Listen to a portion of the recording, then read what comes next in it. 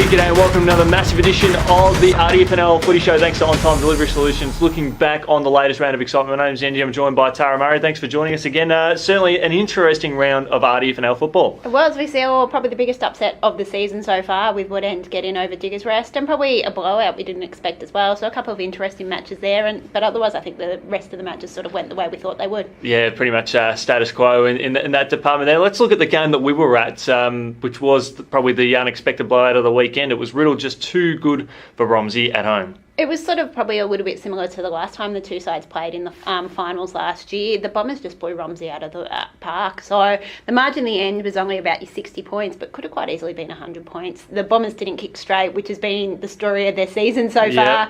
And Jamie Elliott said they've been practicing it. They even took the goalpost out at training and that sort of stuff. Did they really? They did. So they've been doing that. He said it's a lot of mental side of things, but it was a good win, and we're starting to see the Bombers we thought we would. They're now 3-3 after being 0-3. And it's their first win against a side that played finals last year. And they certainly played. It was a very impressive four-quarter performance, which is probably one of the first times they've done that this year. Yeah, and that's it. I think that was the most impressive thing. I think the last quarter, Romsey put a few men behind the ball, so that sort of slowed them down in that last quarter when the margin could have blown out, but it was probably their best performance of the year. What does that say about Romsey at the moment? Look, I think Romsey, we always knew they probably don't have the depth as some of those other sides, and even speaking to Corey pre-season, he said they know they're not quite up with those top sides, but when they play their best, they can match it, but they didn't play their best on the weekend, and that was the case. And we've sort of seen the gap between them and some of those top sides, and that was what sort of showed on the weekend. Ben Way not playing definitely hurt the side.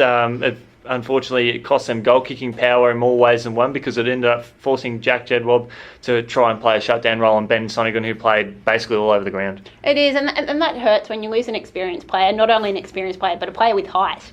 It always hurts on a very sunny day like it was out there, so Ben was a big loss for them.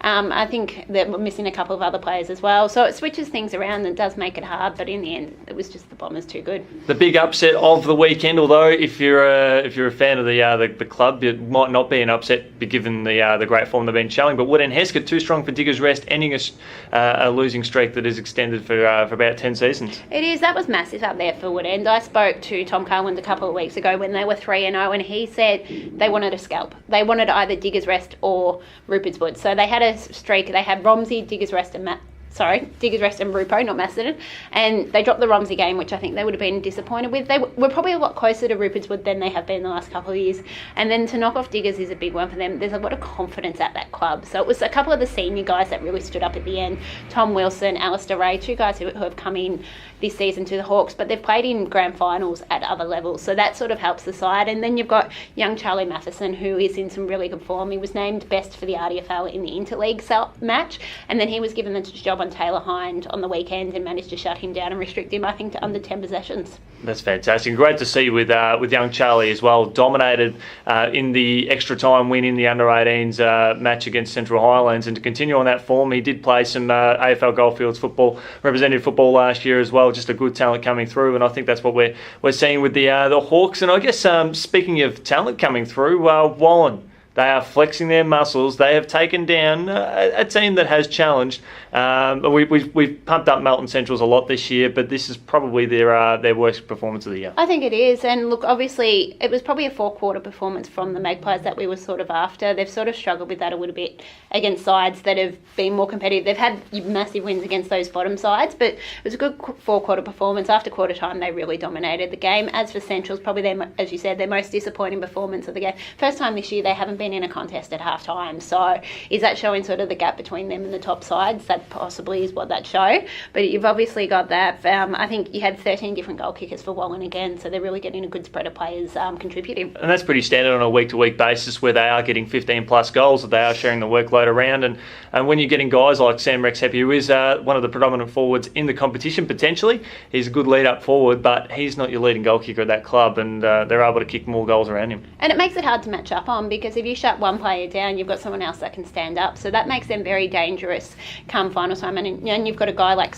Sam who can really step up when you need him. You've got someone who can kick that 6, 7, 8 goals, but at the same time you don't need him to every week. Definitely right there. Sunbury Kangaroos back on the winners list, and after a big win over Lansfield. It is. That was expected. So a lot of people, obviously, with Sunbury being a little bit disappointing with some injuries recently, and probably not getting the results they wanted. The loss to Melton Centrals is one of them. But yeah, they were dominant. You had Josh Bird just kick 8 up forward, and they had got a few players back. So it was sort of the performance that you sort of wanted to see from the Sunbury Kangaroos. Now they've had a couple of good wins. They are putting those lower sides to bed. Obviously, they did the same with Rockbank. Now it's about getting the wins against some of those other sides that are a little bit higher up the ladder. And Lansfield, tough run for them at the moment. It is. I think every week, most weeks, it's going to be a tough week for Lansfield, but it's about, obviously, for most of these guys, it's about having fun. It's getting the local aspect back into football, and that's happening. And that's happening, and that's what it is for this season. So obviously, it's going to mean there is going to be big losses, but at the same time, as long as they're having fun and they're learning and improving every week, that's the key for Lansfield. Exactly, the guys definitely keep showing up. Rockbank, they've shown some promise in stages this year, but they faced a red hot Rupert's Wood side that's had over 50 scoring shots and a big win. It is. Look, it was another one you expected. We're sort of seeing that gap between Rupert's Wood and Rockbank. They haven't played each other, but Rupert's Wood has put just about every side to the sword. They have. And Rockbank has struggled, with the exception of them win against Broadford. So they have struggled a bit, but at the same time, Rupert's Wood is just dominant. And look, you've got 21 goals between Todd Pottlezak and Cam McCrory. Yep. So that's massive. That's the second time I think this season that Todd's kicked 10 goals in a game. So he's thriving, especially we know RDF, the interleague, he was best on ground there. So he's really thriving down there. I think those extra options up forward are really helping him. He was really good last year, but I think he's taken his game to an extra level. And probably the thing out of this game, obviously heading into it, thought, yep, one-sided match. There was a couple of debutants for Rupert's Wood, which we added a bit to this. You have Brock Want, who from all reports is a gun. So his brothers both play for the Sunbury Lions in Dylan and Jack. And then we had Sean Crawford, who 2 years ago, was battling cancer. So he managed to play in an under-18s grand final that year. That he was one of 2 players to play in 3 straight for Rupert's Wood.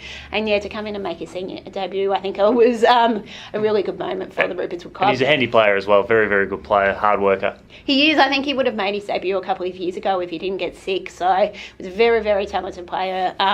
Even back then when I did a story on him, they rated him really highly. So it's good to see him get that opportunity, and it's showing that Rupert's Wood's got more young players to come through their system. Shows that they're in an ideal place, and particularly for them, they've got a lot of one-point players coming through their senior team and giving these under-18s, under-19s in recent years a chance to play senior footy and really earn their role. It is, and that's what they've got, a lot of depth. So you've got players, they've had a lot of injuries to start the season, so they're not missing these senior guys. You've got other guys who are stepping up to the role, and they're not looking out of place. So it could come finals time that they've got a squad of 30 that they can pick from to play finals, and that's massive. Speaking of massive, Macedon enjoyed a similar sort of win against Broadford, 53 scoring shots to 0. We haven't seen a scoreless performance all year, unfortunately, for Skip Ray and the boys of Broadford. It's a tough loss for them. It was a tough day all round. Their reserves had to forfeit as well. So it obviously meant probably, I think, a few of Macedon's under-19s went back and played under-19s. A few of the reserves guys actually played seniors as well. So it meant Macedon switched a few things around. And different players got different opportunities. You've got Aaron Johnston in his first senior match of the year, kicked 5 goals, along with Matthew Knox. So Macedon sort of flexed their muscles, but it was a tough day for Broadford. And I think we've said this all season, it is going to be a tough season. It's just about improving and finding those positives, so these guys want to stay on and they want to keep playing as this club improves over the future. And their under-19s will play finals, there's no doubt about that.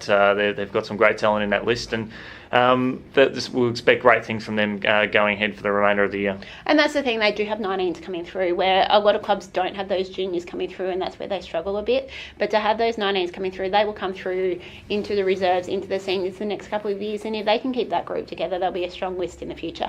Fantastic. Well, thanks to Ontime Delivery Solutions, and thanks to you, Tara. This has been the RDFNL Footy Show. Looking back on round 6, we look forward to catching up with you later on in the week. Thanks for having me.